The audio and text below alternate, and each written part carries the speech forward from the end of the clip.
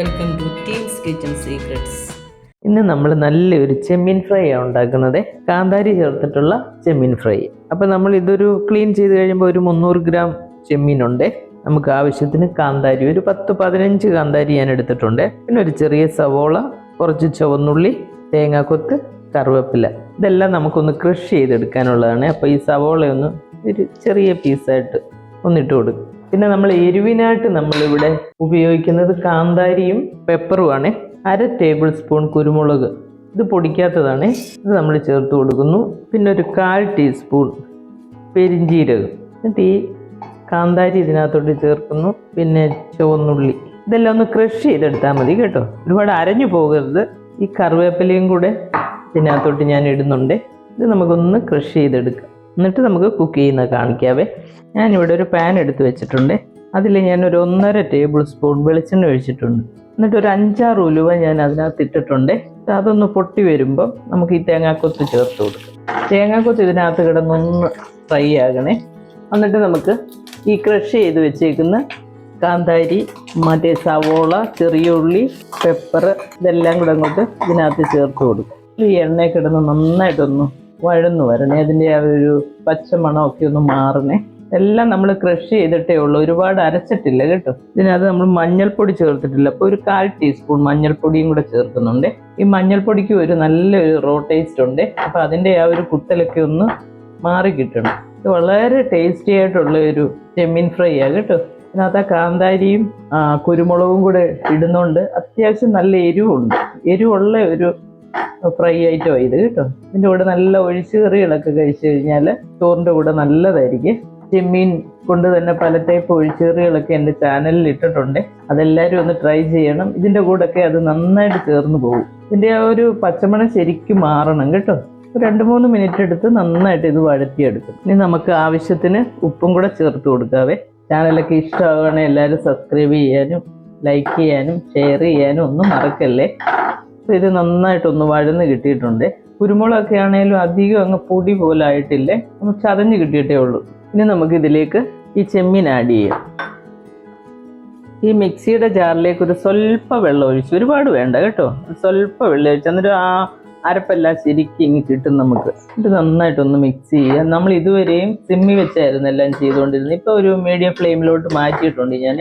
അധികം വെള്ളമില്ല, ഒരു 1/4 കപ്പ് വെള്ളമേ ഒഴിച്ചിട്ടുള്ളൂ ഞാൻ. ചെമ്മീനൊക്കെ പെട്ടെന്ന് കുക്കായി കിട്ടും കേട്ടോ, ഒരുപാട് സമയമൊന്നും വേണ്ട. ഒരു 6-7 മിനിറ്റ് ഉണ്ടെങ്കിൽ കുക്കായിട്ട് ചെമ്മീൻ നമുക്ക് കുക്ക് ചെയ്ത് കിട്ടും. ഇനി ഇത് നമുക്ക് അടച്ചു വെച്ചിട്ട് ഒരു 3-4 മിനിറ്റ് വേവിക്കാവേ. നമ്മളിതിവിടെ വെച്ചിട്ട് ഒരു 4 മിനിറ്റ് ആയിട്ടുണ്ട്. ഇതിപ്പം നമ്മൾ മീഡിയം ഫ്ലെയിമിലായിട്ടേക്കുന്നത്.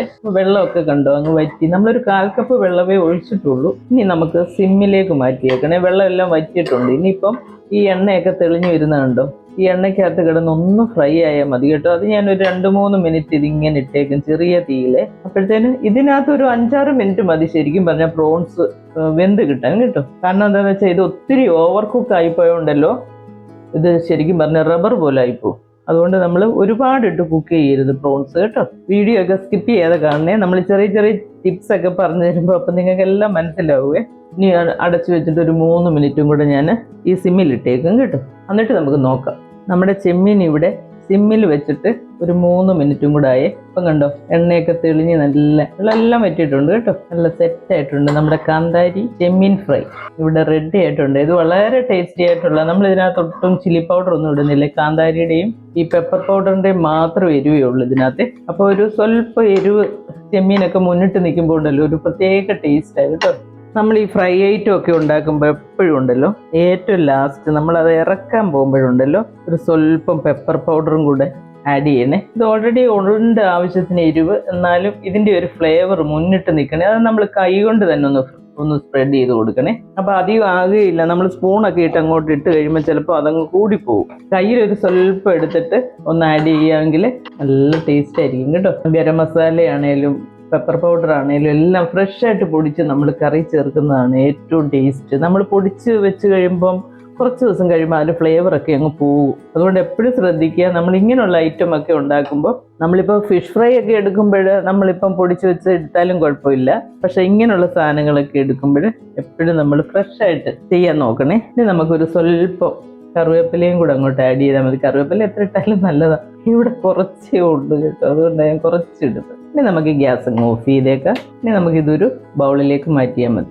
നമ്മുടെ വളരെ ടേസ്റ്റി ആയിട്ടുള്ള കാന്താരി ചെമ്മീൻ ഫ്രൈ ഇവിടെ റെഡി ആയിട്ടുണ്ട്. ഇത് നല്ല ചൂട് ചോറിൻ്റെ കൂടെ നല്ല ഒഴിച്ചുകറിയും ആ ഒരു നല്ല തോരനും നല്ല രസം ചേർത്ത് കഴിച്ചു കഴിഞ്ഞുണ്ടല്ലോ നല്ല അടിപൊളിയായിട്ട് ചോറ് കഴിക്കാവുന്നേ ഉള്ളൂ. പിന്നെ ചപ്പാത്തിയുടെ കൂടെ ഇഷ്ടമുള്ളവർക്ക് അങ്ങനെയും കഴിക്കാവുന്നതാണ്.